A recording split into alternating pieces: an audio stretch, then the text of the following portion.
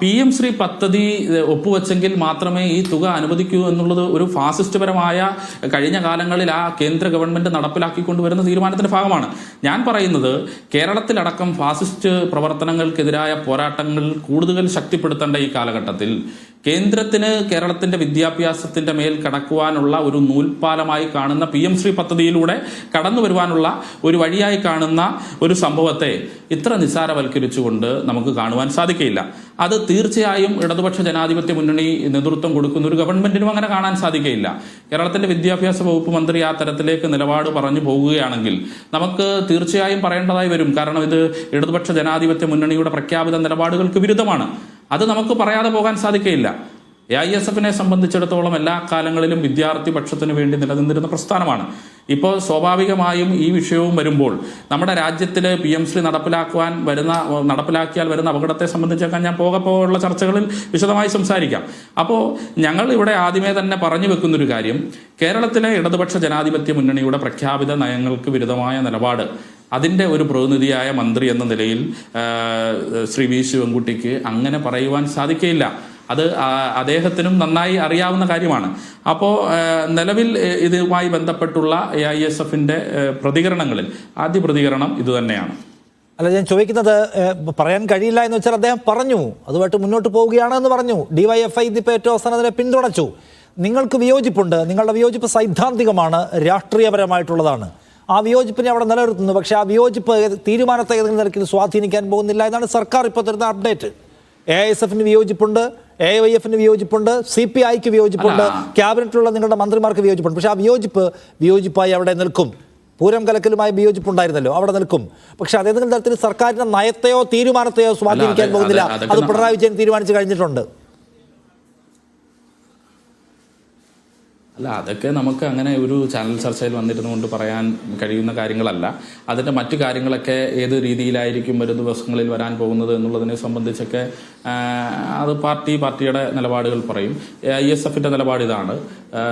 ഈ വിഷയവുമായി ബന്ധപ്പെട്ട് യാതൊരുവിധ രീതിയിലും വിദ്യാഭ്യാസ മന്ത്രിയുടെ നിലപാടിനോട് ഐക്യപ്പെടുവാൻ ഞങ്ങൾക്ക് സാധിക്കില്ല. PM ശ്രീയുമായിട്ട് സർക്കാർ മുന്നോട്ട് പോയാൽ ക്ലാസ് മുറികളിലെ കാവ്യവൽക്കരണം എന്ന പ്രശ്നത്തിൽ ആശങ്ക ഉയർത്തിക്കൊണ്ട് AISFന് ഒരു സമരം പോലും ആലോചിക്കേണ്ടി വരുമെന്ന് താങ്കൾ പറയും.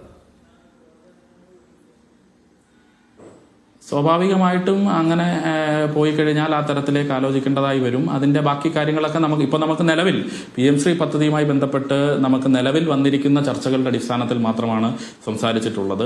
ആ പൈസ എങ്ങനെയെങ്കിലും കിട്ടണം, പൈസ കിട്ടുന്നതിനുള്ള ബ്ലോക്സ് ഒഴിവാക്കാൻ നമുക്ക് കുറച്ച് ചില കാര്യങ്ങളൊക്കെ വേണ്ടിവരും എന്ന് മാത്രമേ CPM കാണുന്നുള്ളൂ. അല്ലാതെ അതിനകത്ത് നിങ്ങൾ രാഷ്ട്രീയ പ്രശ്നത്തെ CPM അഡ്രസ് ചെയ്യുന്നില്ല എന്ന നിരാശയുണ്ടോ?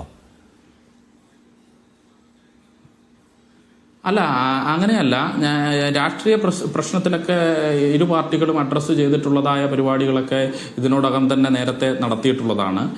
അതിൻ്റെതായ മറ്റു പ്രശ്നങ്ങളൊന്നും തന്നെ ഇല്ല.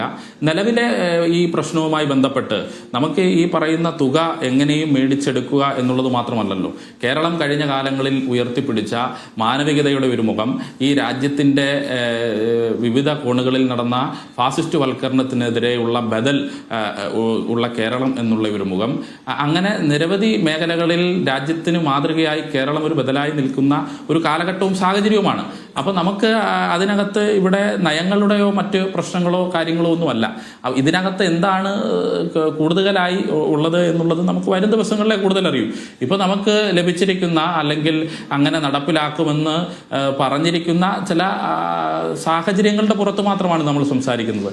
അത് നടപ്പിലാക്കുമോ ഇല്ലയോ എന്നുള്ളതൊക്കെ നമുക്ക് വരും ദിവസങ്ങളിൽ മാത്രമേ കൂടുതൽ ഈ മുന്നണിയുടെ ഒരു പിന്തുണക്കാരൻ, ഈ മുന്നണിയെ പിന്തുണയ്ക്കുന്ന ഒരു വിദ്യാർത്ഥി സംഘടനയുടെ പ്രതിനിധി എന്നൊക്കെ നിരക്കിയാൻ ചോദിക്കുകയാണ്, നടപ്പിലാക്കില്ല ഈ സർക്കാർ, LDF സർക്കാർ എന്ന് പറയാനുള്ള കോൺഫിഡൻസ് നിങ്ങൾക്കുണ്ടോ? അല്ല, ഞങ്ങളെ സംബന്ധിച്ചിടത്തോളം ഞങ്ങളൊരു സ്വതന്ത്ര വിദ്യാർത്ഥി പ്രസ്ഥാനമാണ്. ഞങ്ങളുടേതായ നിലപാടുകൾ, ഞങ്ങളുടേതായ ആശയങ്ങൾ എല്ലാ കാലങ്ങളിലും സ്വതന്ത്രമായി പറഞ്ഞിട്ടുള്ളവരാണ്. അത് സമൂഹത്തിൻ്റെ എല്ലാ കോണുകളിലും ഞങ്ങൾ രേഖപ്പെടുത്തിയിട്ടുള്ളതാണ്.